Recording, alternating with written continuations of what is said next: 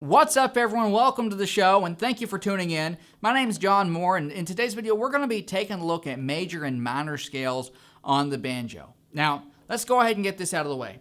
Scales on the banjo, for the beginner musician, they're kind of boring. I'm going to be honest with you. The reason for that is when we're learning the banjo, first off, a lot of times we're going to be focusing on our rolls and maybe some chords, but we're going to be learning some basic songs.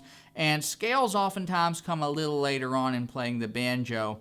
But I think it's important that you familiarize yourself with the scale so you can begin to at least have these little aha moments as you're learning songs. You'll say, oh, well, this is this part of this scale, and you'll just notice that it'll just be a coincidence. And you'll begin to develop a feeling for music and why it sounds a certain way. You'll begin to understand what makes a major chord, and a minor chord, and what makes it sad, and what makes the seventh build tension. What makes a major seventh have tension but still have a feeling of home? You know, you'll begin to understand that a little more. So, all right, let's go ahead and get into the scales and I'm not going to go super in depth on this for you guys. I just want to show you guys the scales and maybe how you can find a chord or two by using the scales and how the scale plugs into music, okay, and how different things are pulled from these scales. The scales are really they're the framework through which chords and melodies are built off of. So it's very important that we learn the scales. All right, so let's go ahead and start off with a G major scale. Now, if you watched my last video, you should be able to go back and figure out how to count up and down and take the scale to any other chord. So just as an example, a G major scale. All right, if we're going to go up to a C, you can count on up. We've got a G root note. We come up to a C. So G, G sharp, A sharp, B, C. All right, if we're going to do a C, just the same hand position, same notes and everything. It's just we've counted up and we've changed the key. So it's really simple. We can transpose this anywhere and all over the neck. All right, so anyway, let's get to the G major scale, and with the basic knowledge, that I've instilled in you guys in the last video, you should be able to take this to any other chord. So we're going to start off with the G because that's our open tuning on the banjo. So the G major scale goes like this. We're going to go with our middle finger, we're going to go 5th fret on the 4th string, and we're going to do with our pinky the 7th fret on the 4th string, and then with our index finger we're going to do the 4th fret on the 3rd string, and then the 5th fret on the 3rd string with the middle finger, and then the pinky is going to come up and do the 7th fret on the 3rd string, and then middle finger is going to get 5th fret on the 2nd string, and then the pinky is going to come up and get the 7th fret on the 2nd string, and then we're going to come back home to G with the 5th fret on the 1st string. So it goes like this.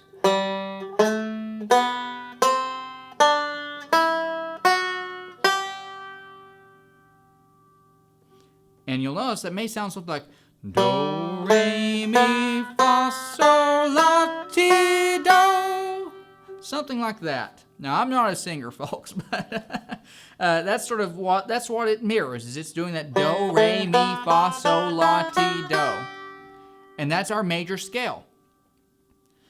Now, how we can find a chord from this, like the major chord that I showed you guys in the last video, is 1, 3, and 5. The 1st, the 3rd, and the 5th note of that scale, which is 1, that's a G, 2, that's an A, 3, that's a B, so we've got 1 is a G, 3 is a B, 4, that's a C, and then our 5 is a D. So if we find a G, a B, and a D, then we have a G chord, no matter where we're at on the banjo. So we can go G, B, D, there's our G chord. We can come up here, and we have a D, a G, and a B. It doesn't matter what order it's in, it's just inverted. There's another G chord. And I covered this in that last video on inversions, on finding chords through inversions. So you can use that scale to find every major chord in the same way that you can use the inversions to find major chords. It's just a 1, a 3, and a 5. A minor chord is the same way. So we can come in here and do the same thing and find our minor chord.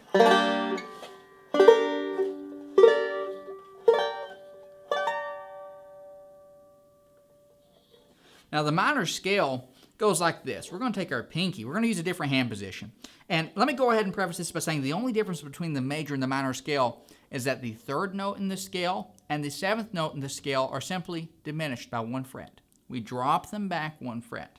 So instead of having a G, A, B, C, D, E, F sharp, G, we end up with G, A sharp, C, D, E, F, G.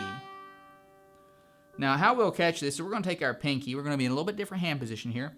Our pinky on the 5th fret of the 4th string, pointer finger on the 2nd fret of the 3rd string, middle finger on the 3rd fret of the 3rd string, pinky on the 5th fret of the 3rd string. Then we're going to take our middle finger on the 3rd fret of the 2nd string, and then our pinky on the 5th fret of the 2nd string. And then we're going to take our middle finger on the 3rd fret of the 1st string, and then we're going to come up to the 5th fret of the 1st string. And that takes us back home. Okay? Now you'll notice I call that home. It's because we've gone through our scale. It started at a G. It finishes, it creates a feeling of closure. That's because we're going back to the root note. But we're an octave higher in this case, but it's still the root note.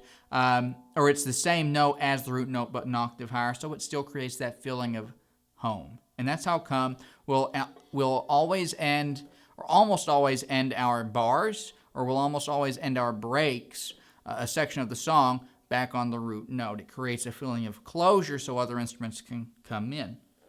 But there's the major scale. There's the minor scale. And that's all I'm going to be covering in today's video, because there's a lot more to cover, and it's going to have to be broken up into several videos. I'll show you guys how we can take this and how we can find our majors, like I just showed you earlier, our minors, our sevenths, which build tension, our major sevenths. We can do sixths and get all kinds of different sounds out of it. But, you know, the major and the minor and the seventh are going to be primarily what we're using in bluegrass music.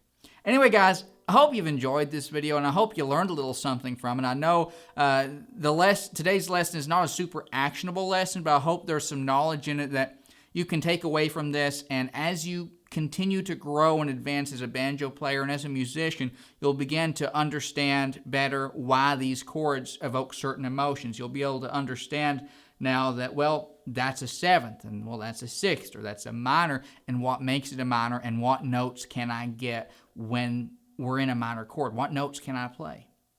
All right, so anyway, guys, I hope you enjoyed this video. If you did, please be sure to leave it a like down below and subscribe if you'd like to see more little banjo lessons like this from me. I'll see you guys in the next one. Later.